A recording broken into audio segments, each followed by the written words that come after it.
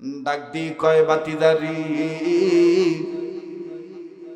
ইমান যখন এনেছিস, ইমান রেখেছিস, সম্পদ চেয়েছিস, সম্পদ দিয়ে দিছি। তবে রে বাতিদা, আর একটা জিনিস বাকি আছে। বলে কি? ডাক দিয়ে কয় যুবক খেয়াল কর, দেখ চোখের পানি পড়েনি, মুরব্বী বাবারা দেখেন কান্না আসেনি, একটু দিলটা নরম করে দিবে। ডাক দিয়ে বললেন বাতিদারে, তোর পরনে যে লুঙ্গিটা আমার টাকার কিনা, দে রে যুবক বাতিজা, তুই লুঙ্গিটা খুলে দে। আরে বন্ধু বাতিজা আমার বাইরে চাচার কথার কোন উত্তর দিলেন না। ডাইনে চায় বামে চায়, আরে বন্ধু পার্শ্ববর্তী বিভিন্ন স্থানে যখন নজর করে, নজর করে দেখে অনেকেই চাইয়া রইছে। আমার বন্ধুরে যুবক ধাঁধা করে চোখের পানি ছেড়ে কান্দে। একটা আবদা ডাক দিয়ে বললেন, চাচা গো,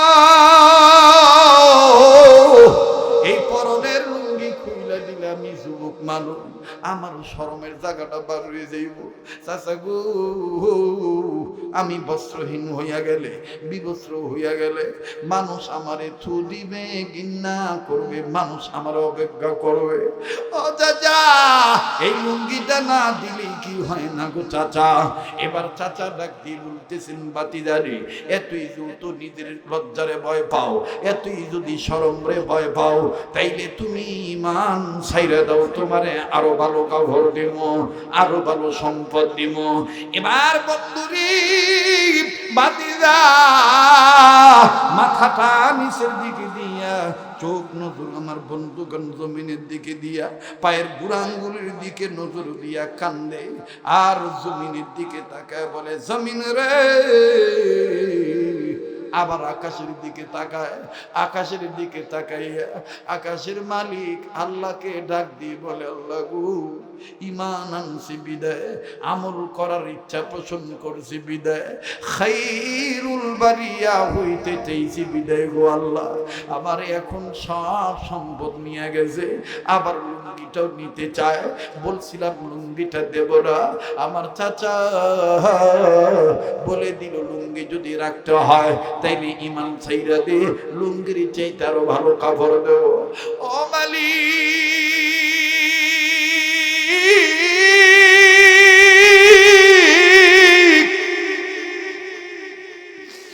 আল্লাহ গো, আমি তোমার সাক্ষী রাইখা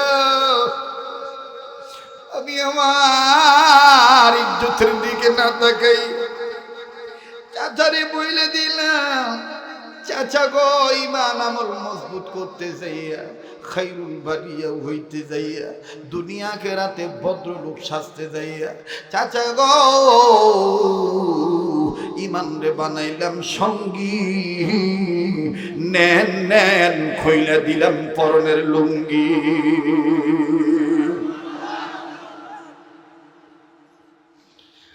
আর ভাইরা প্লিজ, আর কোনো হাসাহাসি নাই, কিছুক্ষণের মধ্যে মোনাজাতে হাত তুলবো রে বন্ধু।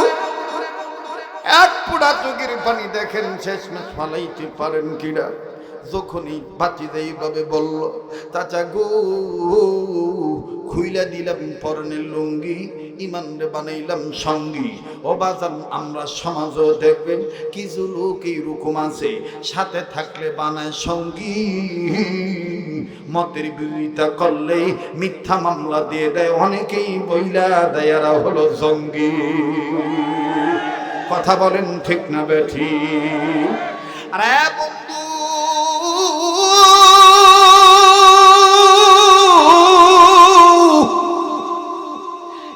আর সাহাবী খইলা যখন দিলেন গো পরনের লুঙ্গি, চাচা থুক দিয়ে দিল, জমিনে থু দিল, যা বের হইয়া যা, আমার বংশ থেকে ত্যায্য করে দিলাম।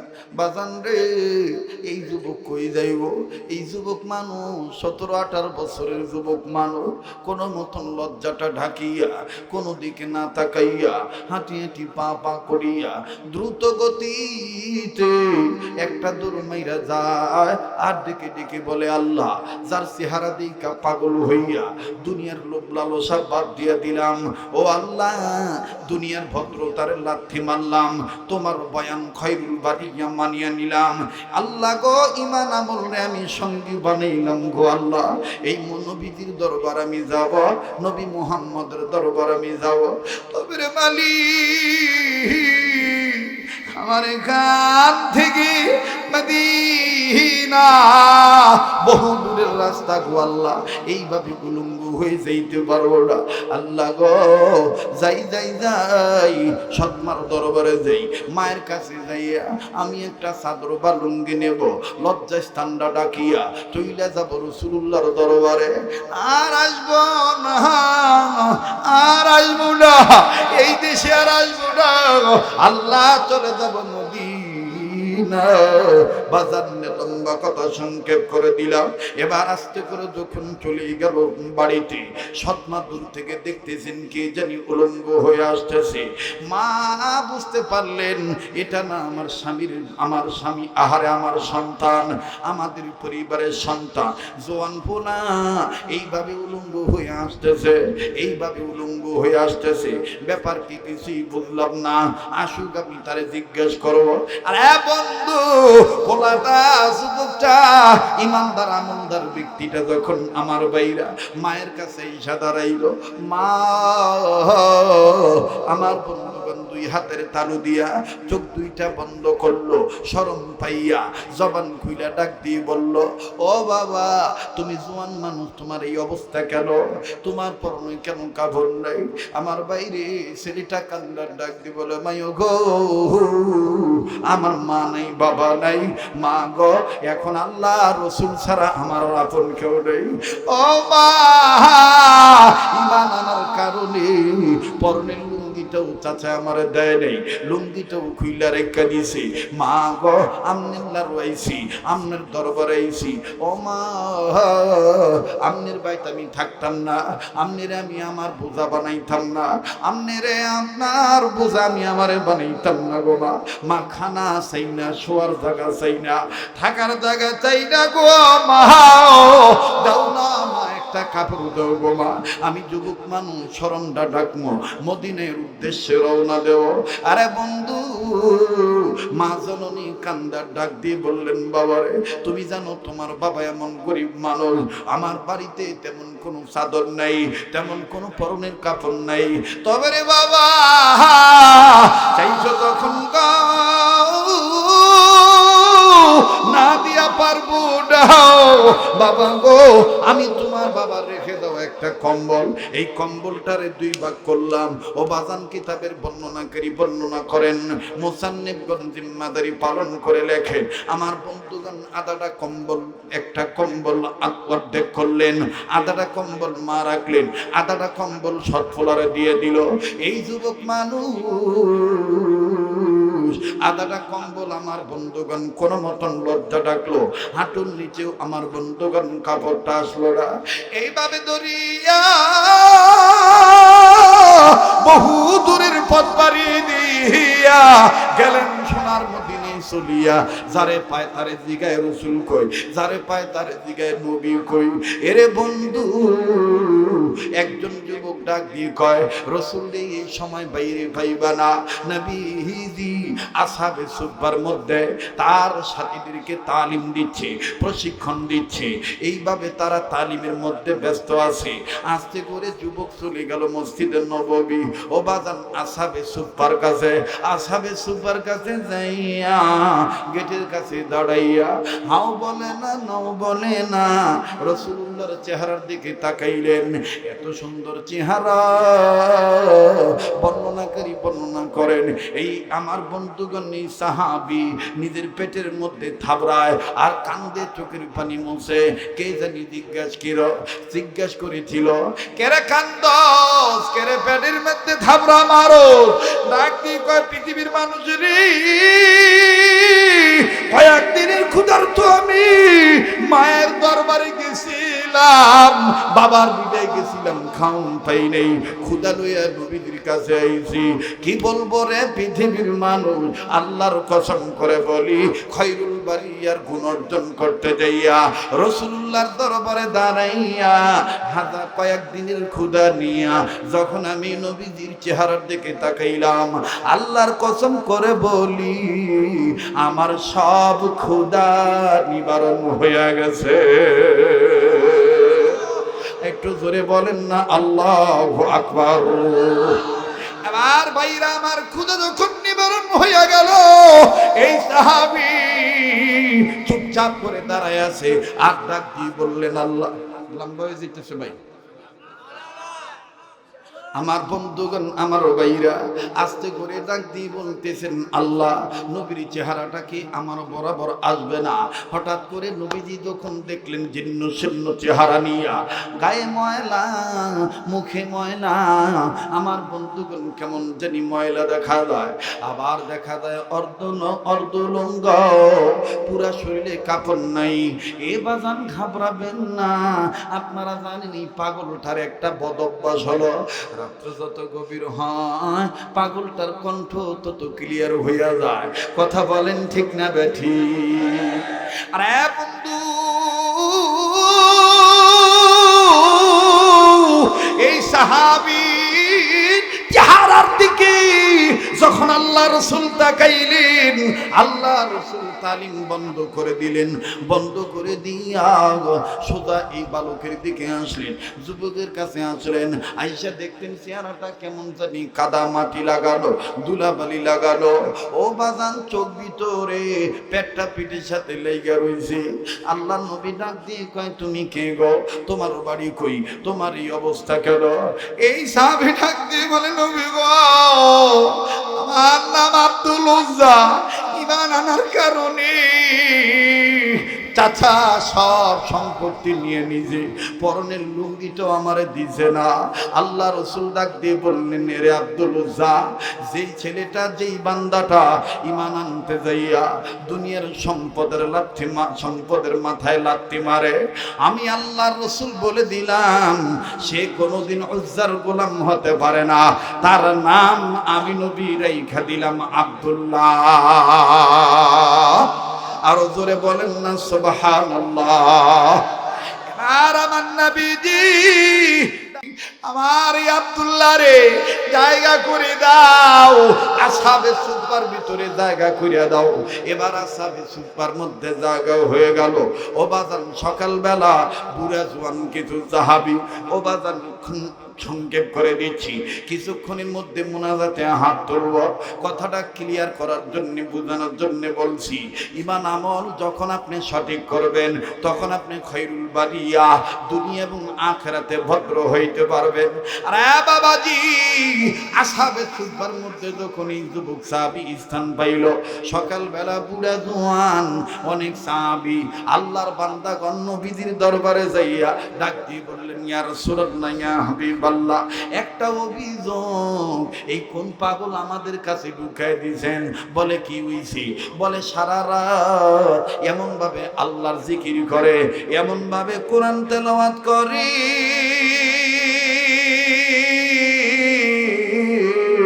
এত জোরে আওয়াজ দিয়ে আল্লাহরে ডাক দেয়, আমরা ঘুমাইয়া শান্তি পাই না, আমাদের অস্থির কইরা ভালায়। আল্লাহ নবী ডাক দিয়ে বলে, ওরে তোমরা জনমের মতন চিল্লাইতে দাও, কারণ হলো ওর ঈমান বড় দামের ঈমান। ঈমান আনতে যাইয়া পরনের লুঙ্গিটাও আনতে পারে না। আরে বন্ধু, ইতিমধ্যে যুদ্ধের দামামা বেজে উঠল। আমার বন্ধুগণ, বুঝাইতে চাইছিলাম দুনিয়ায় খৈরুল বারিয়া, আখিরাতেও বাজান রে খৈরুল বারিয়া হতে হবে, কবরের জীবনটাও খৈরুল বারিয়া হতে হবে। কবর কিন্তু জায়গা ভালো নয়, এই কথাটা কিন্তু আমি আপনাদেরকে স্মরণ করে দিয়ে বলেছিলাম। আরে বাবাজি, যুদ্ধের দামামা যখন বাইজা উঠল, আল্লাহ রাসূল ইসলাম কায়েমের জন্য, ধর্মকে প্রতিষ্ঠার জন্য, ও বাজান, ঈমান আমল আমল মজবুত করার জন্যে, সহযোগিতার জন্যে আমার বন্ধুগণ রসুলের একটা চাদর বিছাইলেন। এই চাদরের মধ্যে তোমরা যে যা পারো দিয়ে দাও। ওমর, উসমান, আলী এবার সবাই দান করলো হাসি মুখে। এবার বাজারে আবু বকর দিলেন, কেউ 3 ভাগের 2 ভাগ দিল, কেউ 4 ভাগের 2 ভাগ দিল, কেউ 2 ভাগের 1 ভাগ দিল, কেউ আবার 4 ভাগ দিল। লম্বা কথা সংক্ষেপ করে দিলাম রে বাবা। এবার সাহাবীদের দান নিয়ে আল্লাহ নবী যখন রওনা দিয়েছেন রে বাবা, প্রতিমধ্যে ওই যুবক, আমার বাইরে পাগল যুবক আব্দুল উজ্জা যার নাম ছিল, ঈমান আমল আনতে যাইয়া পরনের লুঙ্গিটাও আনতে পারে নাই। এই যুবক সাহাবী নবীজির সামনে দাঁড়াইয়া ধা ধা করে চোখের পানি ছেড়ে কান্দে আর ডেকে ডেকে বলে, নবীজি গো, সবাই ইচ্ছা মতন দান করলো, আমি এমন অবাগা, আমার মাও নেই, বাবাও নেই, আমার সম্পদও নেই, হুজুর আমি কিছুই দান করতে পারলাম না। ও নবীজি, আমি আপনার সামনে দাঁড়িয়েছি একটা দোয়া নেওয়ার জন্য। নবীজি গো, আমি বিশ্বাস করি আপনার দোয়া আল্লাহ কবুল করবে, তাই আমি বলতে চাই, দুনিয়াতে সম্পদ দিতে পারি নাই, ধন সম্পদ দিতে পারি নাই, রসুল গো আমি আমার জীবনটা আল্লাহর রাস্তায় দিতে চাই, আমি শহীদ হইতে চাই।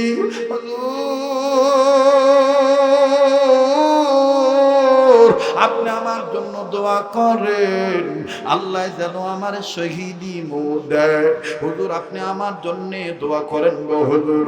আল্লাহ রসুল হাত তোলার আগে ডাক দিয়ে বললেন, বালক রে, ও আব্দুল্লাহ, আমি তোমায় যা বলি তুমি তা শুনে নাও। বলে, ইয়া রাসূলুল্লাহ, বলেন কি বলবেন? নবী আমার ডাক দিয়ে বললেন, যুবক রে,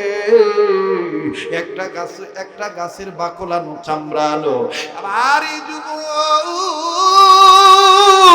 একটা গাছের বাকল আনলো, চামড়া আনলো, চামড়া আনার পর নবী আমার ডাক দিয়ে বললেন, বালক রে, দাও দাও যুবক, চামড়াটা আমার হাতে দাও। এইবার চামড়াটা নিয়া, গাছের ছাল অথবা বাকলটা নিয়া আল্লাহর নবী আব্দুল্লাহর কোন 2 হাতের কোন 1 হাতের আমার ভাইরা, আমার বন্ধুগণ বেঁধে দিলেন।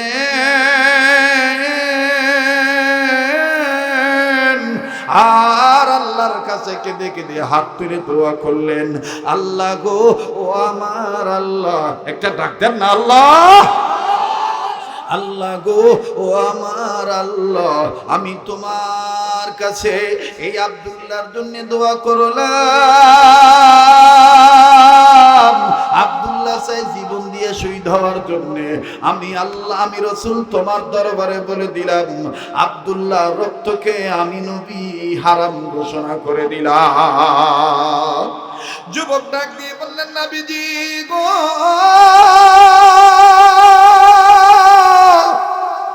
ইয়া রাসূলুল্লাহ, ইয়া হাবিবাল্লাহ, আমি চাইলাম শহীদ হওয়ার জন্য, আর আপনি আমার রক্তকে কাফেরদের জন্য হারাম করে দিলেন। নবী আমার ডাক দিয়ে বললেন, যুবক রে, কেউ কাম কইরা পায়, কেউ বৈশা থাইকা পায়, কথা বলেন ঠিক না বেঠি? আল্লাহ তারে দেয়, তারে 7 থাপ্পড় মাইরা দেয়, কথা বলেন ঠিক না বেঠি? আরে আব্দুল্লাহ,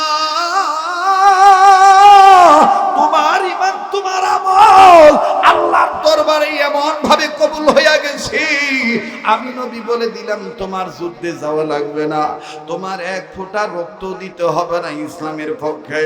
আমি মুহাম্মদ নবী কামলিওয়ালা বলে দিলাম, তোমার মরণ যদি সাধারণ জ্বরের মধ্যে হয়, আমার আল্লাহ তোমার মরণটা শহীদি মরণ দিয়ে দিবে। আরো জোরে বলেন না, আল্লাহু আকবার। বাজানো দেখেন কেমন সেইদি মরণ হয়ে যায়। আমি আপনাদের কাছে বলবো, তবে আমি আমার ভাইরা, আমি পাগল মানুষ, আল্লাহ ওয়ালাদের পাগল। যেই হাতটা দিয়া বারবার আল্লাহ কাবা ধরায়, ইদানিং আল্লাহ ঘন ঘন মক্কা মদিনায় নেন, যেই হাতটা দিয়া বারবার কাবা ধরি, যেই হাতটা আল্লাহ ওয়ালাদের হাতের সাথে লাগানো, লাগতে লাগতে লাগতে লাগতে মাদার নিসবত অনুযায়ী নবীর হাতের সাথে লাগানো। এ বাজান বাঁচি না না বাঁচি, আমার বাইরে দরদে দরদি হইয়া আপন হইয়া একটা আবদার করবো বাবা, আপনাদেরকে নিয়ে একসাথে মোনাজাত করবো আলেমদের সাথে নিয়া। তবে মোনাজাতের আগে গো বাজান ছোট্ট একটা আবদার করবো, মসজিদের জন্য আপনারা যথাসাধ্য দান করেছেন,